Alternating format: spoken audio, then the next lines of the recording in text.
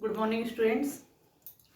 इससे पहले लेक्चर में हम लोगों ने जो वेजिटेटिव रिप्रोडक्शन था, इस वेजिटेटिव रिप्रोडक्शन की जो प्राकृतिक विधियां हैं, जो प्राकृतिक रूप से नेचुरल रूप से जो पाई जाती हैं, उनके बारे में बात की थी। नेक्स्ट बात करते हैं हम कृत्रिम विधियों की।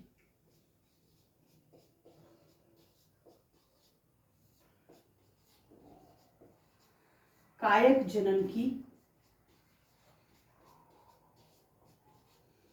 कृत्रिम विधियां। यहाँ कायक जनन की जो कृत्रिम विधियां हैं वो 4 प्रकार से हैं। यहाँ 4 कृत्रिम विधियां पाई जाती हैं जिनकी वजह से यहाँ पर कायक जनन कराया जाता है। First,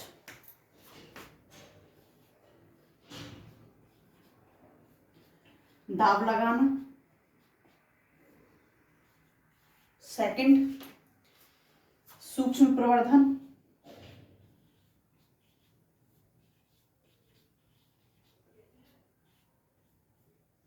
third, cutting.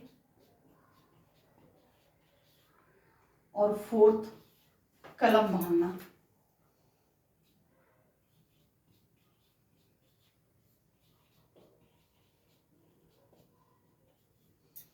कलम बांधना। तो यहाँ पर इन चारों ही मेथड्स के द्वारा कृत्रिम रूप से वेजिटेटिव रिप्रोडक्शन किया जाता है। तो फर्स्ट बात करते हैं हम दाब लगाना। यहाँ पर जो दाब लगाने की प्रोसेस होती है, ये दाब लगाने की प्रोसेस 2 प्रकार से होती है। यहाँ पर दाब लगाने की जो प्रोसेस है ये 2 प्रकार से होती है। एक तो वो पादप जिनकी शाखाएं जमीन से कम ऊंची होती हैं और शाखाएं कैसी होती हैं, सॉफ्ट, तो उनके अंदर अलग प्रकार से दाब लगाया जाता है। और दूसरे वो पादप जब जमीन से बहुत अधिक ऊंचे होते हैं और शाखाएं कैसी होती हैं, कठोर होती हैं, तो उनमें अलग प्रकार से दाब लगाया जाता है। तो यहाँ पर फर्स्ट बात करते हैं दाब लगाना। 2 प्रकार से लगाया जाता है।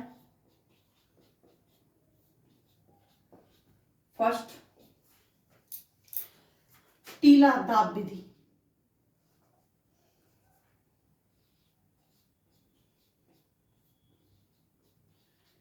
टीला दाब विधि जिसको क्या बोलते हैं हम, माउंड लेयरिंग। Mound layering.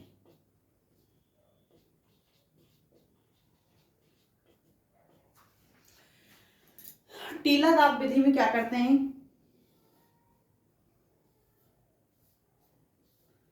यहां जो जमीन से कम ऊंची जो शाखाएं होती हैं, ये कोई पादप है जो जमीन से कम ऊंची शाखाएं होती हैं जिसकी, उस किसी शाखा को पकड़ेंगे, पकड़ करके क्या करेंगे, उसको खींच करके ला करके यहाँ जमीन में ले आएंगे और इसको चारों तरफ से मिट्टी से दबा देंगे। जो सबसे नीचे वाली शाखाएं होती हैं उन शाखाओं को लेते हैं और नीचे जमीन के अंदर यहाँ पर जमीन में मिट्टी से दबा देते हैं। मिट्टी से दबा देते हैं।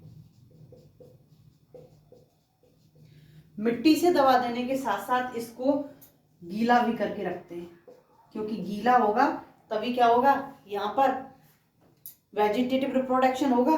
तो इसको झुका करके मिट्टी से दबा देते हैं। कुछ समय बाद, 2-4 सप्ताह के बाद में यहाँ पर क्या होता है, 2 से 3 सप्ताह के बाद में यहाँ अपस्थानिक जड़ें निकल आती हैं। यहाँ पर अपस्थानिक रूट्स निकल आती हैं, जड़ें निकल आती हैं। जब यहाँ पर अपस्थानिक जड़ें निकल आएंगी तो शाखा को काट कर क्या कर देंगे, अलग। और यहाँ पर नीचे की तरफ जड़ें होंगी तो ऊपर की तरफ फिर क्या निकलेगा, पिरो। तो यहाँ पर पहले जड़ें निकलती हैं, फिर यहाँ पर पिरो निकलना स्टार्ट हो जाता है। तो इसको इस जगह से उठाएंगे और कहीं अन्य रोपित कर देंगे, अन्य स्थान पर रोपित कर देते हैं। तो यहाँ इस प्रकार से जो टीला दाब विधि यूज में ली जाती है, जो माउंड लेयरिंग यूज में ली जाती है, वो आम, मोगरा, स्ट्रॉबेरी किसके अंदर होती है, आम, मोगरा, स्ट्रॉबेरी आदि के अंदर होती है। यहाँ जिस पादप से हमको वेजिटेटिव रिप्रोडक्शन करवाना है वो पादप कौन सा लेते हैं? उत्तम क्वालिटी वाला, बेस्ट क्वालिटी वाला लेते हैं, क्योंकि जिसकी क्वालिटी अच्छी नहीं है उसके तो रिप्रोडक्शन करा के करेंगे ही क्या। जो सबसे बेस्ट क्वालिटी के होते हैं, जो जिनके अंदर प्रोडक्शन अधिक होता है, जिनके अंदर बाह्य रोगों से, पैथोजन से लड़ने की कैपेसिटी अधिक होती है, जिनकी प्रतिरोधकता अधिक होती है, उनको यहाँ पर चूज करते हैं और उनके अंदर इस प्रकार से यहाँ पर प्रोडक्शन करा करके अन्य प्लांट्स को प्राप्त किया जाता है। सेकंड आती है इसकी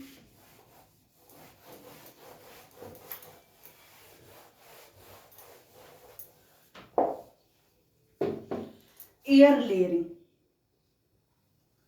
सेकंड, एयर लेयरिंग।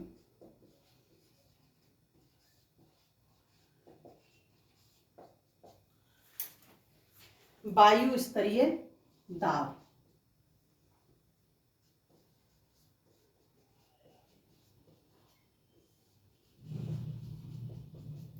तो यहां पर कैसे प्लांट्स को लिया जाता है? यहां उन प्लांट्स को यूज लिया जाता है जिनकी शाखाएं कैसी होती हैं? हार्ड होती हैं, जमीन से ज्यादा ऊंची होती हैं। तो यहाँ पर क्या किया जाता है, जैसे मान लिया ये कोई पादप है, यहाँ कोई शाखा इस प्रकार से यहाँ निकली हुई है, तो यहाँ पर जिस शाखा को सेलेक्ट किया जाता है उस शाखा को इस हिसाब से सेलेक्ट किया जाता है कि नीचे वाली शाखा के जस्ट ऊपर कोई दूसरी ऐसी शाखा हो जो 1 से 2 मीटर ऊपर। जिस शाखा पर हम यहाँ एयर लेयरिंग कर रहे हैं उस एयर लेयरिंग के जस्ट ऊपर कोई दूसरी शाखा होनी चाहिए 1 से 2 मीटर पर। और जिस शाखा को यहाँ हम सेलेक्ट कर रहे हैं इस शाखा में चीरा लगाया जाता है, चीरा लगाते हैं। चीरा लगा करके जो छाल होती है उस छाल को क्या कर देते हैं? रिमूव कर देते हैं। छाल को यहां से रिमूव कर देंगे और छाल को रिमूव करने के बाद में यहां कॉटन, मॉस या कपड़ा यहां इसके चारों तरफ बांध देंगे। जो छाल हमने रिमूव की है इस रिमूव की हुई छाल पर कॉटन, मॉस या कपड़ा कुछ भी बांध देते हैं। अधिकतर यहाँ पर मॉस या कॉटन का यूज किया जाता है। और यहाँ जिस जगह पर ये हमने चीरा लगाया है जस्ट इसके ऊपर वाली शाखा पर जो 1 से 2 मीटर ऊंची है इस शाखा पर क्या करेंगे? एक मटकी बांध देते हैं और मटकी के पैंदे में कर देते हैं। यहाँ पर मान लिया यहाँ हमने कोई मटकी बांधी है, इसके पैंदे में छेद कर देते हैं और उसको एक सूतली के जरिए बांध देते हैं। मटकी के नीचे पैंदे में छेद कर देंगे, उसमें एक बारीक सूतली लगाएंगे क्योंकि पानी भर के रखना है मटकी में पानी भर के रखते हैं। और ये यहाँ जो मॉस हमने लगाई है उसके ऊपर उस सूतली को बांध देते हैं। जैसे धीरे धीरे धीरे धीरे पानी रिस करके मटकी में से उसके ऊपर, मॉस के ऊपर या कॉटन के ऊपर आता रहे, वो लगातार गीली होती रहे, सूखे नहीं, सूखनी नहीं है। तो यहाँ पर 2 से 3 सप्ताह बाद, 2 से 3 सप्ताह के बाद में अपस्थानिक जड़ों का निर्माण हो जाता है। अपस्थानिक रूट्स का निर्माण हो जाता है। जब यहाँ पर अपस्थानिक रूट्स का निर्माण हो जाता है तो यहाँ से इन रूट्स को अलग कर लिया जाता है। इस पार्ट को जहाँ अपस्थानिक रूट का निर्माण हुआ है उस पार्ट को अलग कर लेंगे और अलग करके अन्य जगह पर रोपित कर देते हैं। यहाँ से ले जा करके जमीन में कहीं भी अन्य जगह पर इसको रोपित कर देते हैं। तो यहाँ इस प्रकार 2 से 3 माह में, 2 से 3 सप्ताह में तो ये निकल आएंगे, 2 से 3 माह में यहाँ प्लांट ऐसा हो जाता है जिसको हम किसी भी जगह पर जाके रोपित कर देते हैं। तो ये उन प्लांट्स में विधि यूज में ली जाती है जो जमीन से अधिक ऊंचे होते हैं। और यहाँ पर जब हम शाखा का यूज लेते हैं, कोई भी हम शाखा को जिसको यूज करते हैं उस शाखा की एज का भी ध्यान रखते हैं। मतलब यहाँ पर जिस शाखा में हम एयर लेयरिंग करते हैं वो शाखा ज़्यादा पुरानी नहीं होनी चाहिए, 2 से 3 वर्ष पुरानी होनी चाहिए। ज़्यादा पुरानी शाखा यूज में नहीं लेते क्योंकि आप लोगों को पता है जब एजिंग ज़्यादा हो जाती है तो उनके अंदर रिप्रोडक्शन की क्षमता भी क्या हो जाती है? कम हो जाती है। और जो तर्ण होती हैं उनके अंदर रिप्रोडक्शन की कैपेसिटी भी क्या होती है? अधिक होती है। सेकंड देखते हैं हम सूक्ष्म प्रवर्धन। सूक्ष्म प्रवर्धन। सूक्ष्म प्रवर्धन वह विधि होती है जिसमें अल्प समय में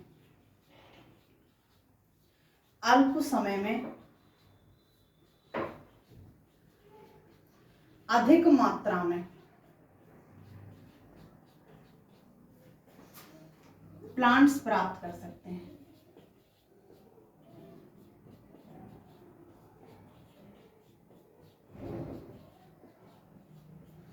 सूक्ष्म प्रवर्धन के समय में यहाँ बहुत कम समय में ही बहुत अधिक मात्रा में एक लार्ज स्केल पर यहाँ पर प्लांट्स को प्राप्त किया जा सकता है, क्योंकि जब यहाँ पर हम माइक्रो प्रोपेगेशन कराते हैं, सूक्ष्म प्रवर्धन को क्या बोलते हैं? Micro propagation.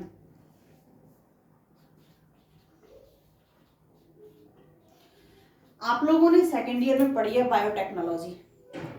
बायोटेक्नोलॉजी में कैलस निर्माण पढ़ा है आप लोगों ने, तो यहाँ पर भी सेम वही प्रोसेस होती है माइक्रो प्रोपेगेशन में। जब हमको जिस प्लांट से भी नए प्लांट्स को बनाना है, नए पादपों का निर्माण करना है, जिसका भी हमें सूक्ष्म प्रवर्धन करना है, तो वहां पर उस प्लांट की क्या लेते हैं हम? एपिकल मेरिस्टेम को लेते हैं। यहाँ पर जो एपिकल मेरिस्टेम होता है, इस एपिकल मेरिस्टेम का यूज करते हैं।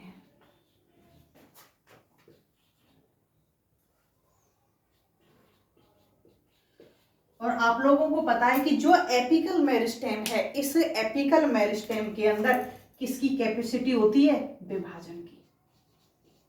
इसके अंदर विभाजन की कैपेसिटी पाई जाती है, क्योंकि यहाँ पर जो यूज लिया जाता है, यहाँ यूज लिया जाता है टिश्यू कल्चर को। जो टिश्यू कल्चर की तकनीक है, टेक्निक है, उस टेक्निक का यहाँ पर यूज किया जाता है। तो टिश्यू कल्चर में क्या करते हैं हम? एपिकल मेरिस्टेम को लिया, छोटी सी छोटी एक सेल को, एक या एक से अधिक सेल को लेते हैं। इन सेल को लेकर के किस पर रख देते हैं? संवर्धन माध्यम पर, कल्चर मीडिया पर। यहाँ इसको लेकर के हम संवर्धन माध्यम पर रख देंगे, और संवर्धन मीडियम पर यहाँ किसका निर्माण हो जाता है? कैलस का। कैलस निर्माण हो जाता है। जो कैलस होता है, ये क्या होता है? अनडिफरेंशिएट होता है, इसका विभेदन नहीं हुआ होता है। सेल्स कैसी होती हैं? अनडिफरेंशिएट होती हैं। जो किसी भी चीज का, कोई भी सेल किसी भी चीज का निर्माण कर लेती है। अब यहाँ पर जो कैलस बना है, इस कैलस की सेल्स को क्या कर देते हैं? अलग अलग। कैलस की सेल्स को अलग अलग कर देंगे। यहाँ प्रत्येक सेल एक नए पादप का निर्माण करेगी। प्रत्येक सेल एक नए प्लांटलेट पादप का निर्माण करती है। तो यहाँ एक सेल से, अगर यहाँ एपिकल मेरिस्टेम की हम एक सेल भी लें, तो एक सेल से भी हजारों की संख्या में प्लांटलेट प्राप्त कर सकते हैं। एक सेल से भी हजारों की संख्या में प्लांटलेट प्राप्त कर सकते हैं। यहाँ जो ये प्लांटलेट होते हैं, ये कैसे होते हैं? बैक्टीरिया वायरस फ्री होते हैं, क्योंकि कल्चर मीडिया जो हम यहाँ पर ले रहे हैं, ये कैसा होता है? कंट्रोल यहाँ पर स्थितियां होती हैं, और कंट्रोल स्थितियों में ये तैयार किया जाता है। तो यहाँ पर ये बैक्टीरिया वायरस रहित होता है। कुछ ही टाइम में हमको बहुत अधिक संख्या में प्लांट्स प्राप्त हो जाते हैं। यहाँ जो प्लांटलेट्स बने हैं, उन प्लांटलेट्स को ले जाकर के पहले अन्य कल्चर मीडिया पर ले जाते हैं। सेकेंड ईयर में आप लोगों ने पढ़ा है, प्लांटलेट्स को ले जाएंगे, पहले दूसरे कल्चर मीडिया पर ले जाएंगे, फिर उनको गमलों में स्थानांतरित करते हैं, और उसके बाद में उनको कहीं भी ले जाकर के वो दे सकते हैं, कहीं भी उनको फिर रोपित किया जा सकता है। नेक्स्ट चलते हैं हम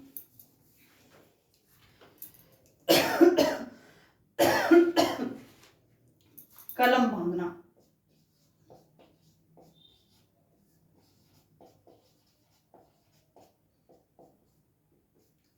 या रोपण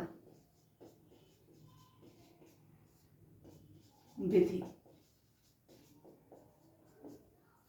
यहां पर जो कलम बांधने की प्रोसेस है, यहाँ पर यहाँ जो रोपण की विधि है, यहाँ इस प्रकार से लेते हैं कि यहाँ दो अलग अलग प्लांट्स को यूज लिया जाता है, दो अलग अलग प्लांट्स का यूज होता है। दो अलग अलग प्लांट्स कौन से होते हैं? एक कलम होता है और दूसरा स्कंद होता है। यहाँ एक तो कलम होता है, एक पादप की तो कलम तैयार की जाती है जिसे हम क्या कहते हैं? सियोन। और दूसरा स्कंद होता है, जिसे कहते हैं स्टॉक। कलम वो पादप होता है जिसको स्टॉक के ऊपर लगाया जाता है, या फिर जिस पादप का रोपण करना है, जिस पादप भाग का रोपण करना है,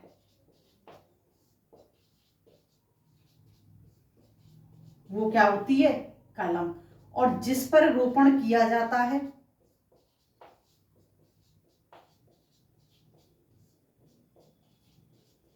जिस पर रोपण किया जाता है वो क्या होता है? स्टॉक।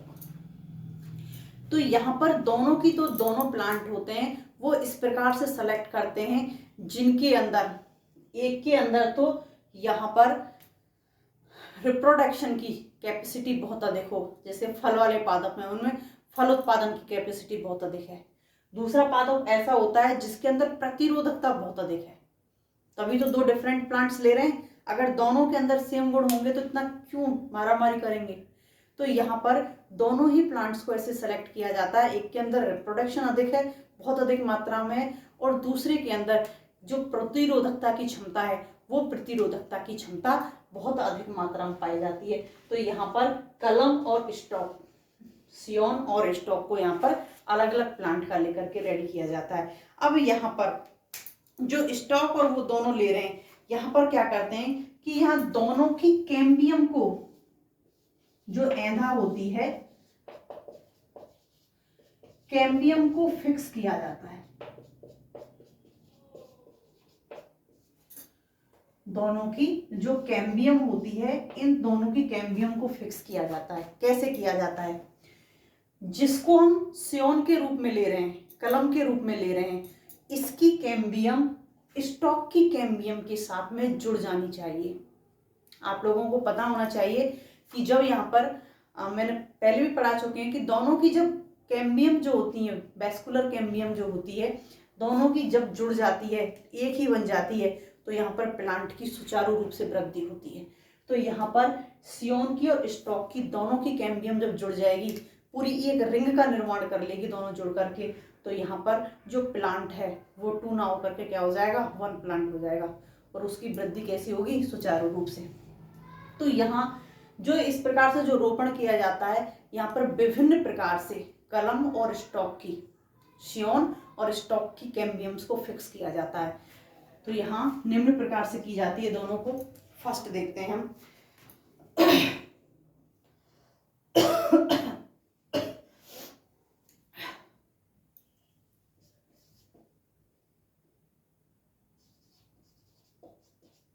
विभिन्न प्रकार से, फर्स्ट विभिन्न प्रकार से या स्कंद ग्राफ्टिंग, इसको क्या बोलते हैं?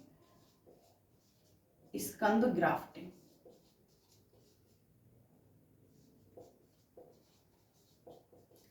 यहां पर क्या करते हैं विभिन्न प्रकार के में? यहां पर कलम, सियोन और स्टॉक दोनों ही कैसी होती हैं? समान आकार की। सियोन और स्टॉक दोनों ही समान आकार की होती है। जितनी बड़ी इसमें बड़ा सियोन होगा उतना ही बड़ा यहाँ पर क्या लेते हैं? हम स्टॉक लेते हैं। और यहाँ पर 5 से 8 सेंटीमीटर का चीरा लगाया जाता है। 5 से 8 सेंटीमीटर का यहाँ पर चीरा लगाया जाता है। और ये चीरा किस में लगाया जाता है? स्टॉक के अंदर वी आकार का लगाया जाता है, बी आकार का। मान लिया ये स्टॉक है,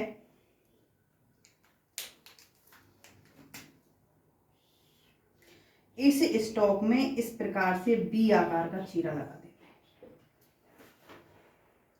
जब इसमें बी आकार का चीरा लगा रहे हैं तो इसमें भी तो बी आकार का चाहिए। तो यहां ऊपर से जब इसको सेट करते हैं इसके ऊपर,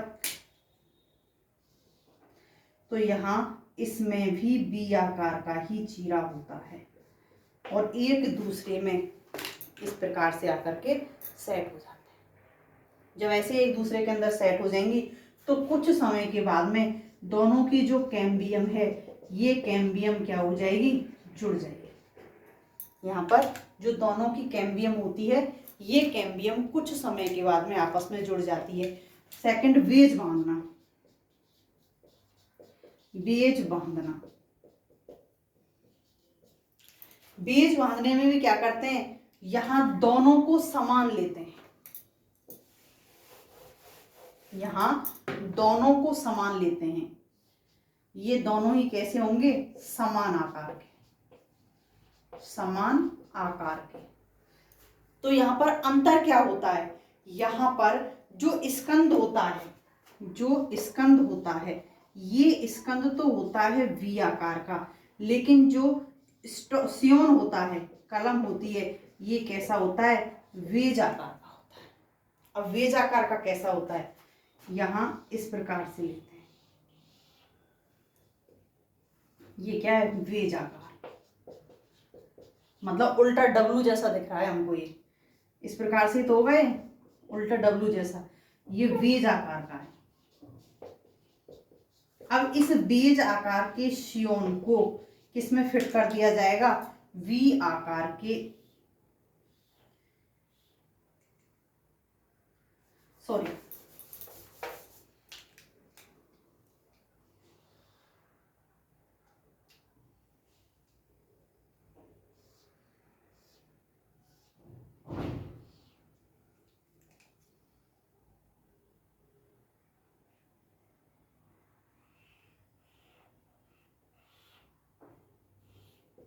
इस प्रकार से यहाँ पर इनकी कैम्बियम्स पीछे मैच होती है। तो यहाँ पर सियोन बेज आकार का होगा और स्कंद वी आकार का होगा। तो यहाँ इस प्रकार से एक दूसरे में आकर के ये सेट हो जाएंगी। नेक्स्ट यहाँ पर जो आती है वो आती है crown grafting. Crown grafting, sorry students, बेज आकार यही आएगा।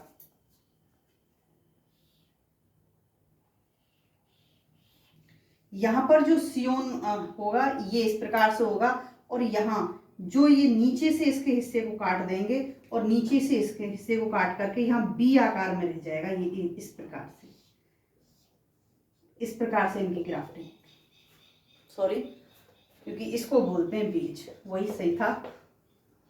तो यहाँ पर जो सियोन है वो वेज में है और वी है में है, जो क्या है यहाँ पर स्टॉक है। स्टॉक को सियोन के अंदर फिट किया जाएगा, या फिर कहें कि सियोन को स्टॉक के ऊपर आकर के फिट किया जाता है। क्राउन प्रकार का, क्राउन प्रकार के में क्या होगा कि जो स्टॉक है ये आकार में बड़ा होगा, आकार में बड़ा। यहाँ पर जो स्टॉक आता है ये स्टॉक आकार में बड़ा आता है और सियोन जो आता है ये आकार में छोटा होता है। तो यहाँ एक स्टॉक के ऊपर बहुत सारे सियोन्स को लगाया जा सकता है, यहाँ बहुत सारे सियोन्स को लगाया जा सकता है। जैसे इसमें सेट कर दिए कितने, 1 2 3 और 4। तो यहाँ सियोन छोटे होते हैं, स्कंद आकार में बड़ा होता है, इसलिए क्या करें, क्राउन शेप में। तो यहाँ एक से अधिक सियोन्स को स्टॉक के अंदर फिट किया जा सकता है। नेक्स्ट आता है यहाँ bud grafting. Bud grafting, bud grafting में क्या करते हैं, जो प्लांट होता है उस प्लांट के छाल पर टी आकार का चीरा लगाते हैं। पादप की जो छाल होती है इस छाल के अंदर टी आकार का चीरा लगाते हैं, टी आकार का। और टी आकार का चीरा लगा करके छाल को क्या कर देते हैं, छाल को रिमूव कर देते हैं, हटा देते हैं। और यहाँ पर किसको लगा देते हैं, कलिका को, जो बड़ी बड़ हमने ली है, जो कलिका ली है, इस कलिका को यहाँ पर ला करके फिट कर देते हैं, टी आकार के चीरे में ला करके कलिका को फिट कर देते हैं। तो कुछ समय बाद ये कलिका और जो स्टेम की कैम्बियम है, ये एक दूसरे के साथ में, इन दोनों की कैम्बियम एक दूसरे के साथ में क्या हो जाएंगी, सेट हो जाएंगी, और यहाँ पर प्लांट का निर्माण हो जाएगा। जैसे अंगूर के अंदर, संतरा के अंदर, इनके अंदर यहाँ इस प्रकार की ग्राफ्टिंग की जाती है। And last cutting. यहाँ पर जो कटिंग यूज में ली जाती है, जो कटिंग की लास्ट प्रोसेस है, जो यहाँ दो प्रकार से ली जाती है। कटिंग किसी की भी हो सकती है, कटिंग यहाँ पर दो प्रकार से होती है, एक तो रूट कटिंग होती है और दूसरी स्टेम कटिंग होती है। दोनों प्रोसेस को यूज में लिया जाता है, रूट को भी और स्टेम को भी। यहाँ रूट भी ले सकते हैं, स्टेम भी ले सकते हैं, लीफ भी ले सकते हैं, किसी कलिका को भी ले सकते हैं, ऐसा नहीं है रूट और स्टेम की। लेकिन ज्यादातर ये यूज में आती है, मैक्सिमम यूज में आने वाली है, वो कौन सी है, स्टेम कटिंग। अधिक मात्रा में यहाँ पर स्टेम कटिंग को यूज में लिया जाता है। यहाँ क्या करते हैं स्टेम कटिंग के अंदर, पहले इसको देखते हैं। जो 3 से 4 पर्व संधि युक्त पादप का जो पार्ट होता है, प्लांट का जो पार्ट होता है, इसको लिया जाता है, जिसमें 3 से 4 पर्व संधि होती हैं। और इसको 3 से 4 पर्व संधि युक्त पार्ट को लेकर के यहाँ पर इंडोल एसिटिक एसिड IAA में डुबा देते हैं। IAA में कुछ टाइम डुबा कर रखते हैं और यहाँ से निकाल करके इसको रोपित कर दिया जाता है। यहाँ से निकाल करके प्लांट को, इन पर्व संधि के जो टुकड़े हैं इनको रोपित कर दिया जाएगा। और यहाँ पर जो रूट्स हैं, ये रूट्स बहुत जल्दी निकल आती हैं, क्योंकि किसमें डुबाया है, इंडोल एसिटिक एसिड में। इसकी वजह से रूट्स जल्दी निकल आएंगी। जैसे गन्ने की बुवाई करते हैं, गन्ने में क्या करते हैं हम कि उसके कई जो पर्व संधि होती है, पर्व संधि युक्त टुकड़े को लेंगे, उसको कुछ टाइम के लिए इंडोल एसिटिक एसिड में डाल देंगे और उसको फिर स्टेम होता है जमीन के अंदर रोपित कर देते हैं। तो यहाँ एक ही पर्व संधि से कई प्लांट निकलते हैं और यहाँ कई टुकड़ों को लेकर के दाबते हैं, तो यहाँ बहुत अधिक मात्रा में प्लांट निकल आते हैं। तो ये तो होता है स्टेम कटिंग के अंदर। अब रूट कटिंग में क्या होता है, रूट कटिंग में जो अंतःभूस्थारी पौधे होते हैं, जो अंतःभूस्थारी पौधे होते हैं, इन अंतःभूस्थारी प्लांट की कटिंग आसानी से की जा सकती है। जैसे फॉर एग्जांपल रोडोडेंड्रॉन, चेरी, नाशपाती,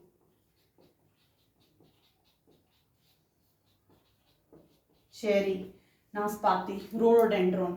तो इन अंतःभूस्थारी प्लांट की जो कैम्बियम होती हैं,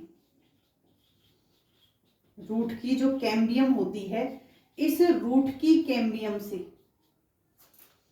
पार्श्व अपस्थानिक जड़ें निकलती हैं।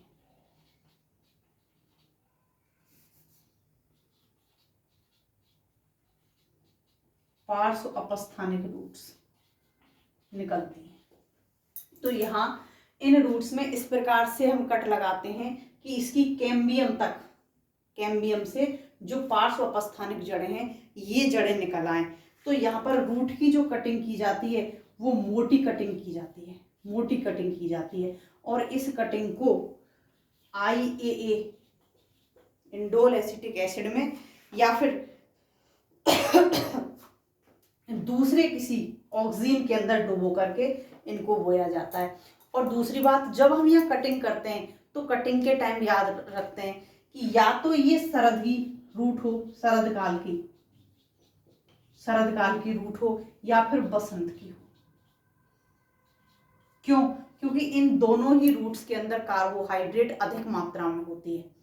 तो यहाँ पर जो अपस्थानिक जड़ें निकलेंगी, इनके लिए पर्याप्त मात्रा में भोजन संचित अवस्था में होगा। तो यहाँ इस प्रकार से रूट की कटिंग करते हैं। यहाँ स्टेम की कटिंग, दोनों ही कटिंग यहाँ पर करते हैं। नेक्स्ट लेक्चर में मिलते हैं।